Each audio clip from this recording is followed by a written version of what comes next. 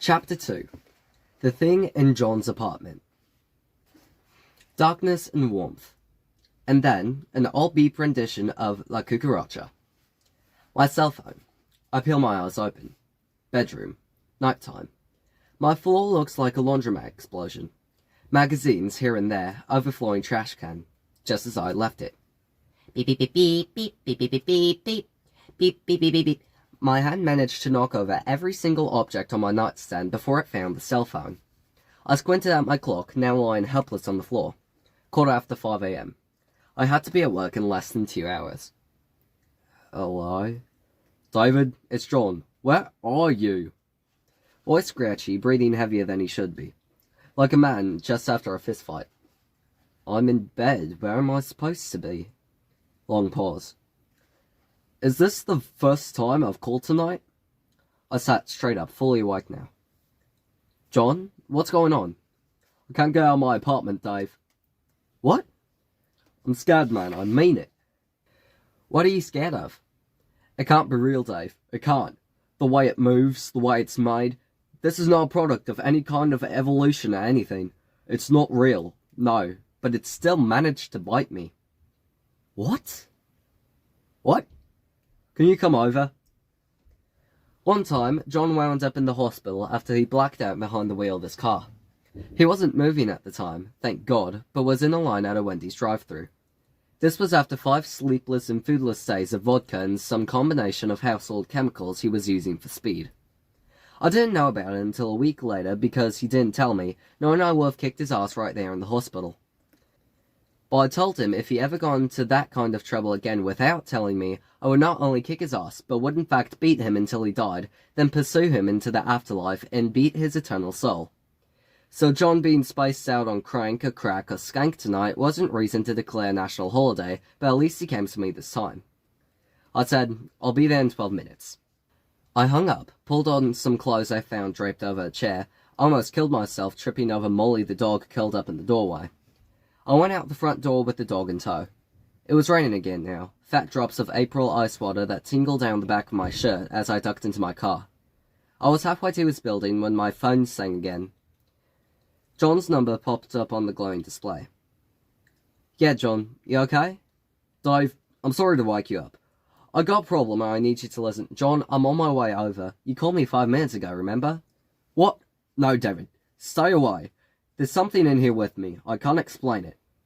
I don't think it'll kill me. It seems to just want to keep me here. Now, I need you to go to Las Vegas. Contact a man named... John, just calm down. You're not making any sense. I want you to sit down somewhere. Try to chill out. Nothing you're seeing is real. A pause. Then John asked, How do I know this is really you? You'll know in just a few minutes. I'm coming up on your block now. Just chill, like I said. John? Nobody there. I sped up, rain drumming the windshield and boiling up into puddles on the passing pavement. I was pounding on the door to John's apartment 7 minutes later, still pounding on it 5 minutes after that. I considered going down and waking up his landlord when I tried the knob and realized the door had been unlocked the whole time. It was dark. No use looking for a switch. John's only light was a floor lamp across the room, and far be it from John to do something as rational as putting the light source where you could reach it from the door. Memory told me at least 2 pieces of furniture and probably 20 empty beer bottles stood between me and the lamp. John?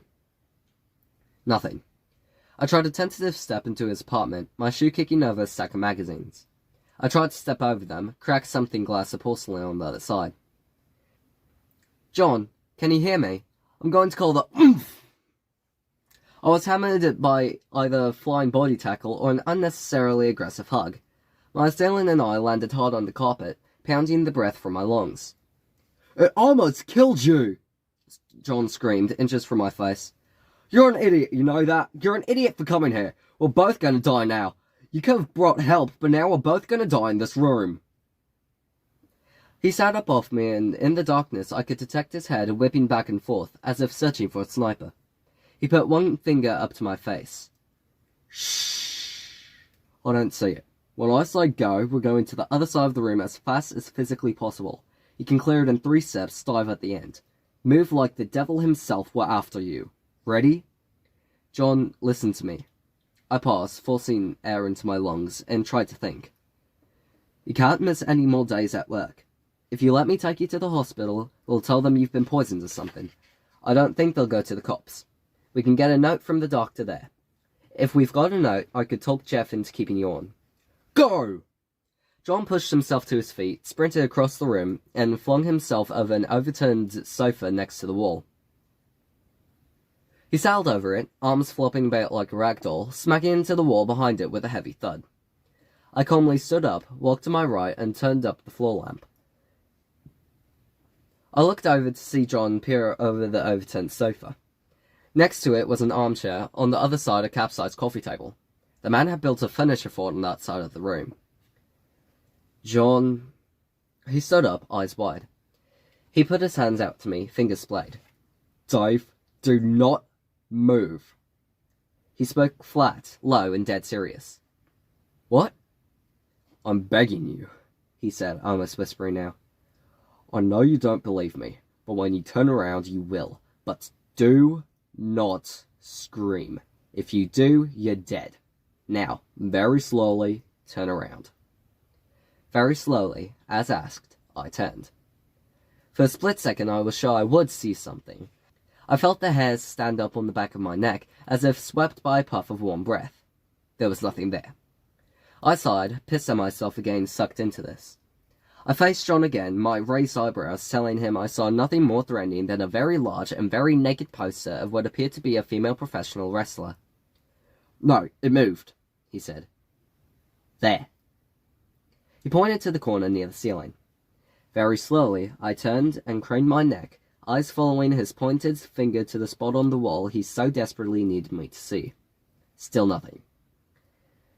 John, you can either come with me to the hospital or I'm calling an ambulance. But what I'm not going to do is... The door! Go! John hurtled the sofa, then ran and threw himself through the open door.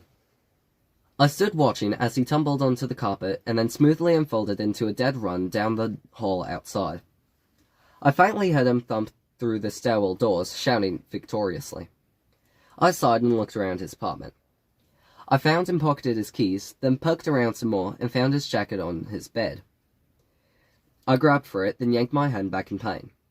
Something jabbed my finger, left a dot of blood on it. I reached into the jacket's front pocket. A syringe. It was one of those cheap disposable ones they sell to diabetics. There was residue inside it, and it was black, like used motor oil. I broke off the needle in the trash and stuck the rest of the syringe in my pants pocket. I had never done this before, and I didn't know if a doctor would need it or not to examine the contents. If not, I was going to shove it up John's ass. I rooted around in his pockets for vials or pipes or anything else that would indicate what he had in his system. All I found was an empty pack of Chesterfields and a wadded-up FedEx receipt for something he sent to a Nevada address. I stopped myself before I drifted into the area of what could be called snooping and locked up the apartment behind me. I went down and found John pacing back and forth in the parking lot, rain pelting him, fists clenched, ready for the dock guard Cthulhu himself to come flopping out of the first-level doors. I tossed him his jacket, told him to get in my car. He opened the door and froze in fear. What? I barked. What is it now? John was staring at Molly like she was the fluffy devil incarnate. John? Nothing. When did the dog find you? You know this dog. It's been following me around like a lost... dog. Oh, no. It doesn't matter. Let's go before something else follows us. He glanced up at the apartment building. I ducked into the car, but didn't start it. John glanced up at the building once more and said, Just tell me you could see it. At least that. I didn't see it. Tell me what this is. I held up the syringe. John rubbed his eyes, a man exhausted. You don't want to touch that. What time is it? Just past 5 in the morning. What day? Friday night. I mean, Saturday morning. Feels like Friday night because I've barely slept yet. And we got work today, remember? Shouldn't have come here. You called me. You begged me. John leaned back, closed his eyes. For a second I thought he had dozed off. Finally, he mumbled, I did? When? Tell me what this stuff is, John. They're gonna ask me first thing. Tell me before you fall asleep. I'll remember now. Calling you. It's hard and everything's running together. I called and called and called, like a shotgun firing in every direction hoping to hit something. I bet I called you 20 times. Twice. You called me twice. John, answer my question. Really? You kept getting weird on me. You know what I think? I think you'll be getting calls from me for the next 8 or 9 years. All from tonight. I couldn't help it. Couldn't get oriented. Kept slipping out of the time. You got a voicemail message 3 years from now. That's freaking hilarious. I jammed the syringe back into my pocket and started the car. John reached over, grabbed my wrists. His eyes were open and alarmed. Wait. Where are we gonna go? Where are we gonna be safe from this thing? Emergency room, John. I'm not playing this game with you. I don't know what else to do, and I don't know how we're gonna pay for it. You're on a bad trip, or whatever they call it. Maybe it's a big deal, maybe it's not. Maybe you can just sleep stuff like this off. I don't know because I'm not a junkie and I'm not a doctor. No, the hospital's no good. We'll go to your place, so it's somewhere. Anywhere but here. I can't make myself recount the rest of this conversation. I'm too ashamed of it. The long and short of it is that I let John talk me out of taking him to get treatment, that I worried more about him liking me than about whether he lived or died, that on that night, at that moment, I was the lowest, most selfish, worthless coward who ever lived. So where was there to go? We were both scared for different reasons. He needed safeties, and I needed some kind of familiar comfort. I'm not sure how we decided on Denny's, but that's where we wound up. Well lit, familiar, full of people. We sat in a booth and downed cup after cup of coffee in silence, John smoking his cigarettes and sneaking furtive glances out the window, me counting the seconds that passed without any psychotic ravings. I convinced myself with every passing peaceful moment that things were getting better, that the worst was over.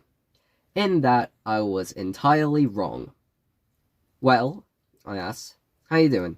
Any better? I saw things. Tonight. Both before and after He trailed off, sucked on a cigarette instead. Okay, I said. Back up. You don't know the name of the drug? Robert called it soy sauce. But I'm thinking now that it was just a nickname and that wasn't, actual soy sauce. Robert? Oh, of course, Robert, the fake magical Jamaican from the party. I would be finding Robert, I decided. I would be having a word with him. Robert? I asked. What's his last name? Marley. Of course. That's the only name he gave you? Yeah, I didn't want to pry. And he gave you my cell phone chipped. I ignored it. Who could possibly be calling at this hour? Tina crying, wanting to get back together a sixth time because she's at home and lonely? Jennifer Lopez deciding she was wrong to have brushed me off at the party and wanted to play a game of hide the cocktail wiener? Yes, he did, answered John. We were drunk in the One Ball parking lot after close. We were passing around a joint. Head and Nate Wilkes crushed up some kind of pills between the spoons and snorted it. There was other stuff. Anyway, we drank some more. Beep, beep, beep, beep, beep. And then the Jamaican guy pulls out the sauce. It be opening doors to other worlds, mon, he says. We made him do it first, so that he didn't die. It seemed to make him pretty happy, and then, Dave, the guy... I know I didn't really see this, but this guy shrunk himself, made himself 3 feet tall. We all laughed our asses off, and then he was back to normal again. And you still tried that stuff? Are you kidding? How could I not? The phone's saying it's electronic ditty again. Did anybody else do it? Are you going to get that? You avoid my question one more time and I will come over this table and punch you in the face. Look into my eyes. You know I mean it. I'm tired of you. It's not that easy, Dave. Everything's mixed up, like if somebody made you watch 10 movies at once and then made you write an essay on them. That stuff... Dave, I'm remembering things that haven't happened yet. I mean, that didn't happen. Even right now, all that stuff from Vegas. Did we go to Las Vegas, you and me? The phone chipped a third time. Or fourth, I lost count. No, John, we've never been in our lives, either one of us. Are you the only one who took the sauce? I don't know, that's what I'm trying to say. We went to Robert's place, but Head and the guys didn't come. I think they got nervous when they saw Neil come out. There was some kids around. The party kind of landed there, Robert's trailer. Now please, please, please get your phone or turn it off. That damn song you got on there is driving me up a wall. Wait. You took something that scared Head? The guy who did the stuff that killed River Phoenix just to prove he was the better man? Dave. Alright. Pulled out the phone, flipped it open, slapped it to my head. Yeah. David, it's me. Ah, that feeling again. That chill of unreality, my belly full of coffee turning to liquid nitrogen. The voice was John's. No question about it. The man who was sitting across from me, smoking quietly without a phone anywhere near his head, had called me. I glanced at John, said into the phone, "Is this a recording?" "What? No, I don't know if we've talked tonight, but we don't have much time. I think I called you and told you to come here. If so, don't do it. If I haven't called, then obviously you should stay away regardless. Now, I need you to go to Las Vegas. There's a guy there." "Who is this?" John in the booth there with me gave me a look. On the phone, "It's John. Can you hear me?" "I can hear you, and I can see you," I said, a tremble in my voice. "You're sitting right here next to me." "Well, just talk to me in person then. Oh wait, do I look like I'm injured in any way?" "What? Oh, frick! Someone's at the door!" Click. He was gone. I sat there, the phone still pressed to my ear, suddenly very, very tired. If I had been sitting with anyone else, I would have assumed I was being set up for some drunken practical joke. But I knew this wasn't some elaborate prank of John's for 2 reasons. 1, John knows how I get when I'm pissed off and wouldn't intentionally do it, and 2, it wasn't funny. I was scared. Truly scared, maybe for the first time since I was a little kid. John looked pale and half dead. My feet were wet and cold, my contact lenses were itching, my brain aching from sleep deprivation. I wanted to burn that cell phone, go home and lock my doors and curl up under a blanket in the closet. This is the breaking point in a human life right here. But my whole life had been leading up to this, hadn't it? From day one, it was like society was this violent, complicated dance and everyone had taken lessons but me. Knocked to the floor again and again, climbing to my feet each time, bloody and humiliated.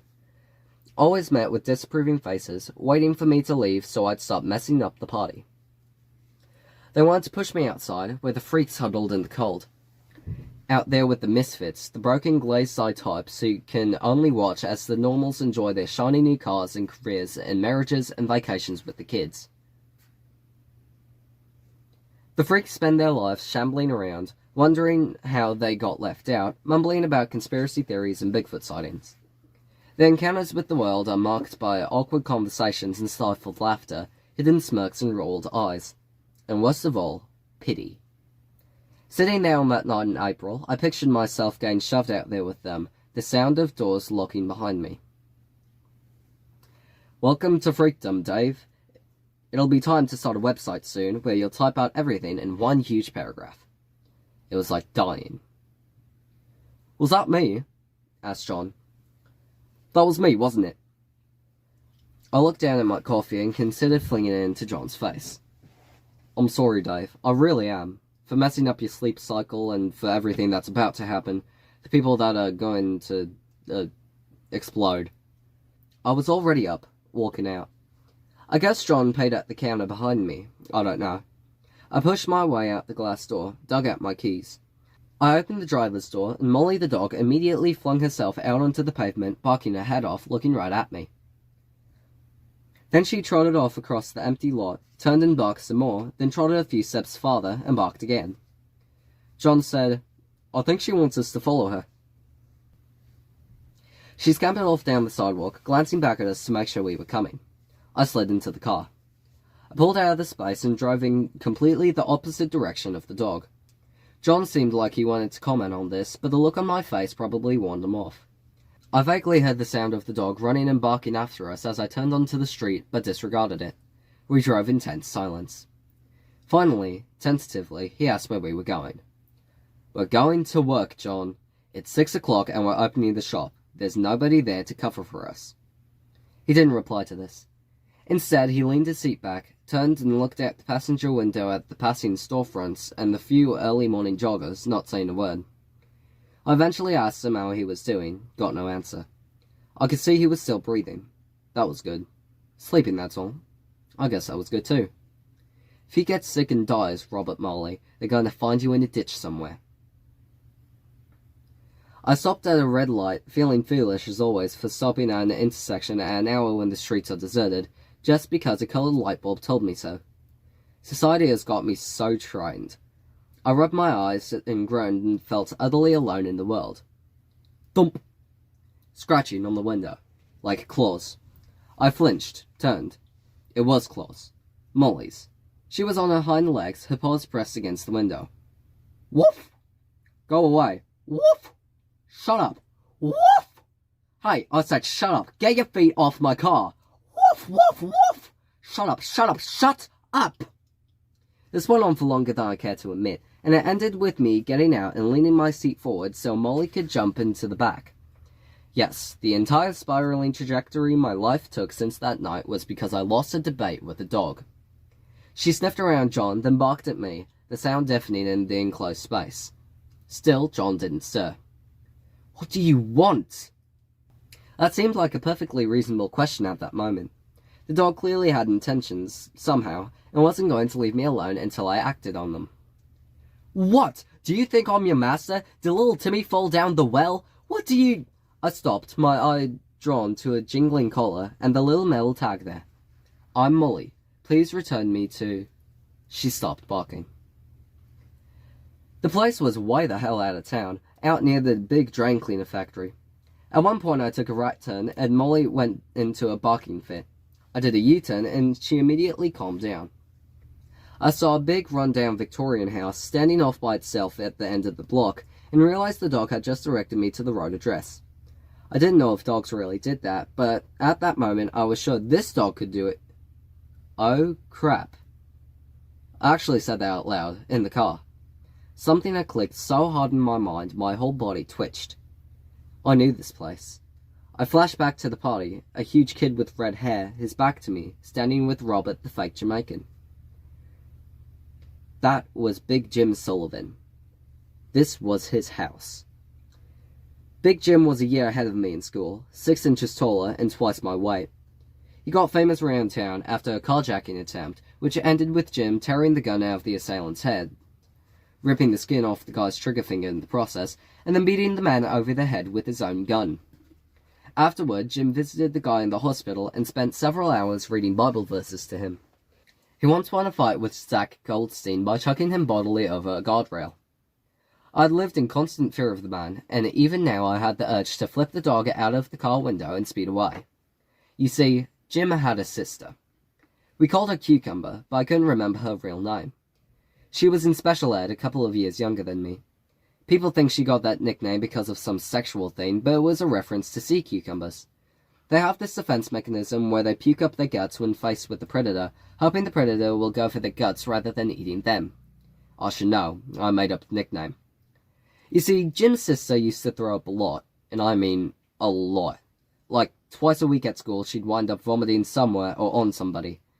I don't know what exactly caused it. She had a lot of things wrong with her, but at least she got one of the more clever nicknames out of the deal. My last year in school, after I had gotten sent off and put into the behavior disorder program, Big Jim heard me using that nickname, and I lived the rest of my school days afraid he would break me into little pieces in the parking lot.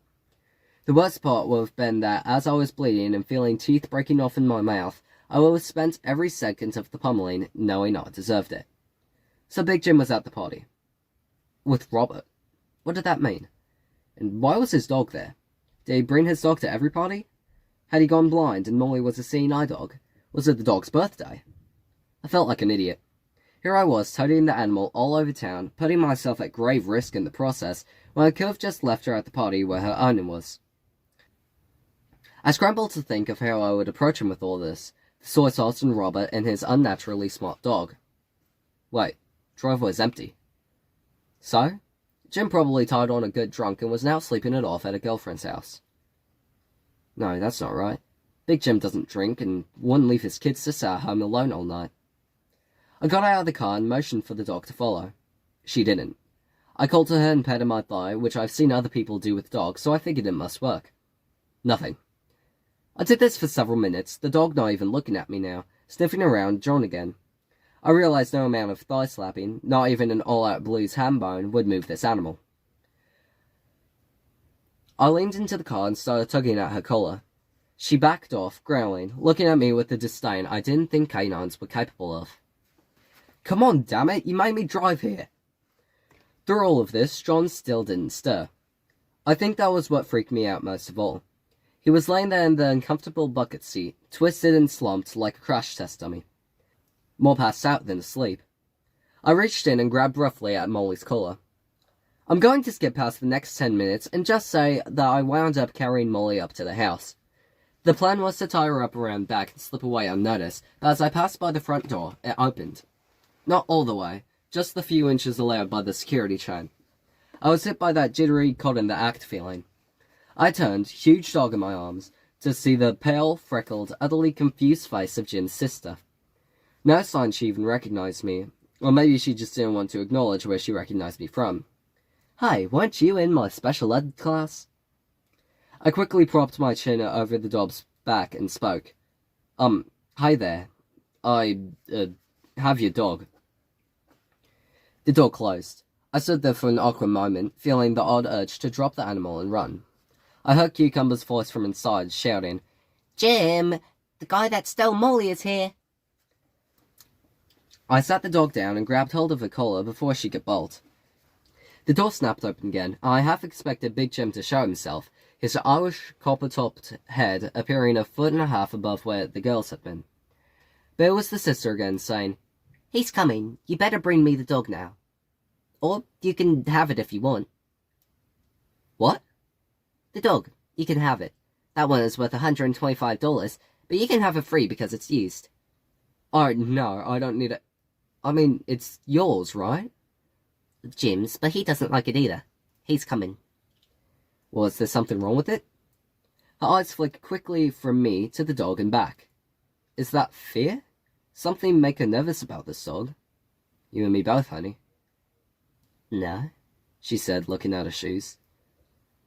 Then why'd you pay $125 for it? Have you ever seen a golden retriever puppy? Your brother isn't here, is he? She didn't answer. I mean, there's no car here. Doesn't he drive a Jeep or something? Big SUV?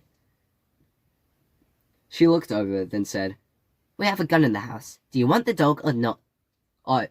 What? No, where's Big Jim? Who? Jim, your brother. He just went down the street. He'll be back any second. Damn it, I'm not gonna attack you. Didn't he go to a party last night? Long pause. She said, "Maybe." Oh crap, look at her. She's scared senseless. Just outside of town, right? At the lake? She snapped, "You know where he is?" No, he never came home. She didn't answer. She wiped at one of her eyes. The dog, I said.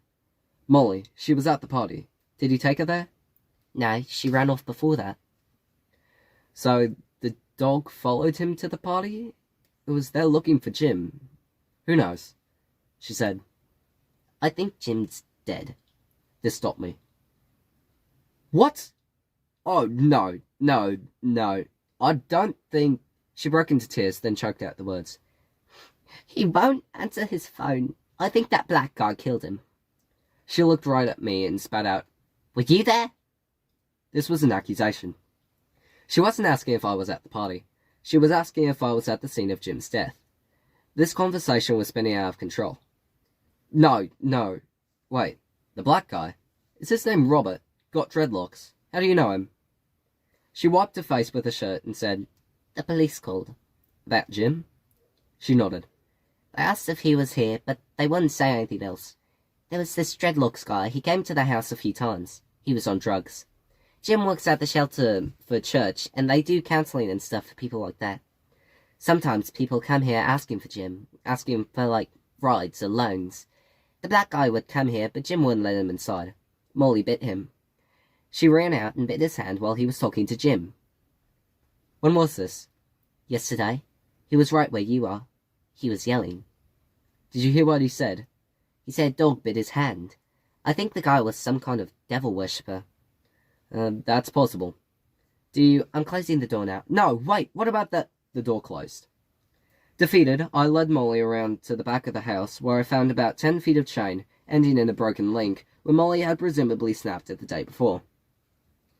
So the dog had broken the chain, then walked 7 miles to an empty field in a neighboring town, where she somehow knew her master was attending a party? Come on.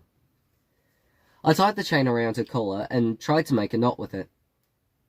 I climbed back into the car, saw that John hadn't moved even 1 millimeter other than for the steady rise and fall of his ribs. Still alive. That was good because we had to be at Wally's in a few minutes and I hadn't been looking forward to opening the store all by myself. If I had known what was about to happen at work, I wouldn't have gone, of course. I would have also taken off my pants. But I didn't have the power of future sight. Not at that point, anyway. And so I just sat sulking behind the wheel as we ramped into the parking lot to start the 7 AM shift at Wally's Video, where I had worked for 2 years, John about 2 months.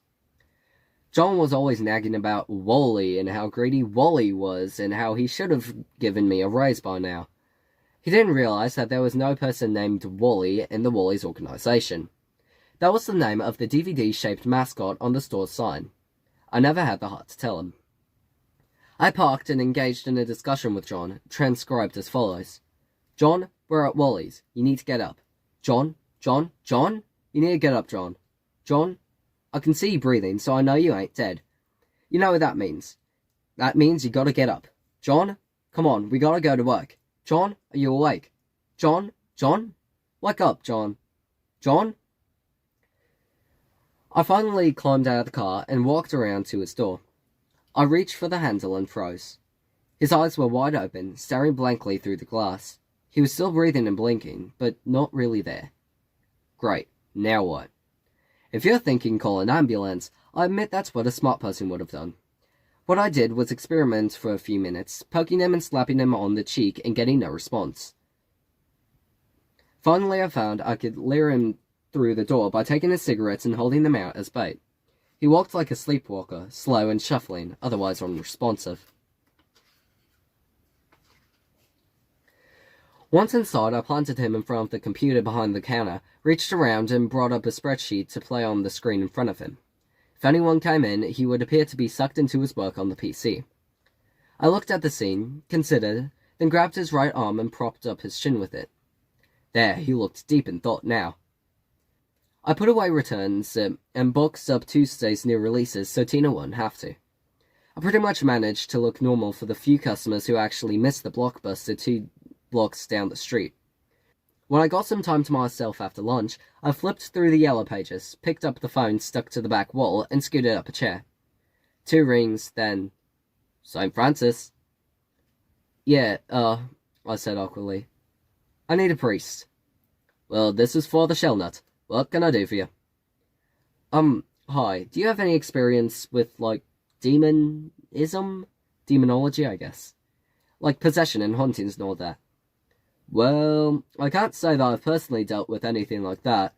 People that come to me and say they've seen things, or say they feel kind of unexplained dread in their homes, or hear voices, we usually refer them to a counsellor, or, you understand, a lot of times medication can... No, I'm not crazy. I glanced over at John, still catatonic. Other people have... No, I didn't mean to imply that. Look, why don't you come talk to me? And even if you need to talk to a professional, I got a brother-in-law who's real good. Why don't we do that? Why don't you come in and have a talk with me? I thought for a moment, rubbed my temple with my free hand. What do you think it's like, Father? What's like? Being crazy. Mentally ill.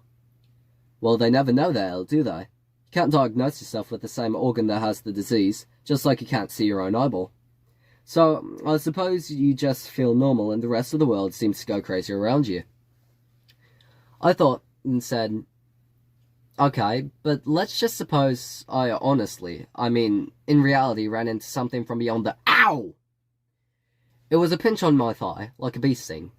I flung myself upright, toppled my chair, letting the handset bang off the wall.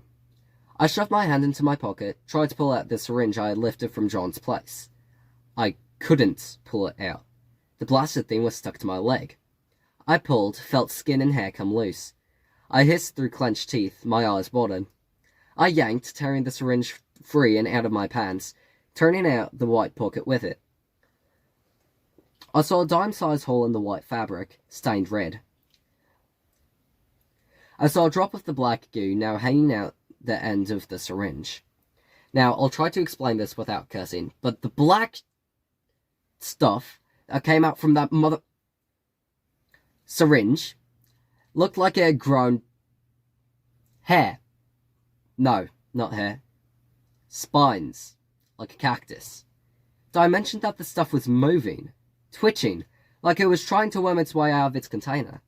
I ran into the employee bathroom, holding the syringe at arm's length. I thought about tossing it down the toilet, had visions of the stuff multiplying in the city sewer, and then threw it in the sink instead. I ran out, got John's lighter from his shirt pocket, and came back and held the butane flame to the squirming blob. It burned, curled up and around like an earthworm. The end of the syringe browned and melted along with it, stinking like charred electrical wires. The soy sauce, the black stuff from Planet X, or whatever it was, burned in the flame until it became a tiny hard black crust in the sink. I shook it off the end of the misshapen syringe and washed it down the drain, ran 5 minutes worth of water after it. The syringe ran in the trash. I stumbled back out of the bathroom, shaking as if chilled. I picked up the phone, said, are you still there? Hello? Yes, son. Just calm down, okay? Nothing you're seeing is real. There was a strange venomous warmth spreading through my thigh. Look, I said, I appreciate your time, but I'm really starting to think there's nothing you can... Son, I'm gonna be honest with you. We both know you're screwed. Pause from my end. Excuse me? Your mum writes on the wall with her own poop. Big changes are coming to Deadworld, my son. Waves of maggots over oceans of rot.